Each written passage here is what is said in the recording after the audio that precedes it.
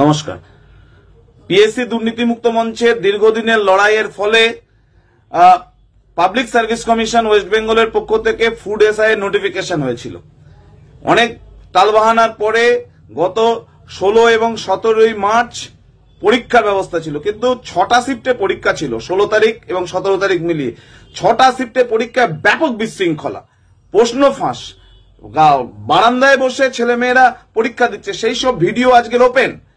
এবং আমরা প্রথমে যেটা ভেবেছিলাম যে পরীক্ষাটা শেষ হয়ে যাক, তারপরে কোনো আন্দোলনের কল করব। কাল রাত্রেই আমাদের পিএসসি দুর্নীতিমুক্ত মঞ্চের পক্ষ থেকে ঘোষণা করি আগামী 20 তারিখ বুধবার পিএসসি অফিস ঘেরাও হবে বেলা 12টায়। এই দুর্নীতি চলতে পারে না। যারা প্রকৃত অর্থে পরীক্ষা দেবে, প্রিপারেশন নিয়ে পরীক্ষা দেবে, তারা পাশ করবে না, আর টাকা দিয়ে কিছু লোকের মাধ্যমে সাদা খাতা জমা দিয়ে যারা চাকরি পাবে, এই জিনিস চলতে পারে না।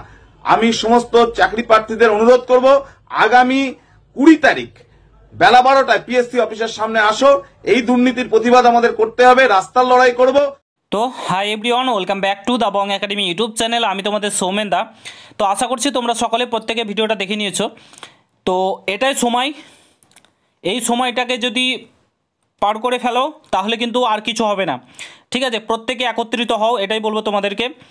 আগামী 20 মার্চ তোমাদের এই আন্দোলনটা হচ্ছে, পিএসসি অভিযান। ঠিক আছে, শান্তিপূর্ণভাবে আগামী 20 মার্চ দুপুর বেলা 12টার সময় প্রত্যেকে সেখানে উপস্থিত থাকবে। তোমাদের যে এই ফুড এসআইয়ের যে এইভাবে প্রশ্নপত্র বেরিয়ে এলো, ঠিক আছে, প্রশ্নপত্র ঘোরাফেরা করলো বিভিন্ন হোয়াটসঅ্যাপ গ্রুপে, বিভিন্ন জায়গায়। তো এই নিয়ে কিন্তু আগামীকাল 20 মার্চ তোমার একটা শান্তিপূর্ণ আন্দোলন হতে চলেছে।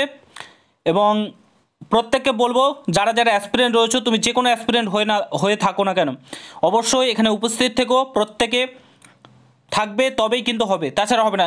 একমাত্র ক্যান্ডিডেটরাই এটাকে পসিবল করতে পারে।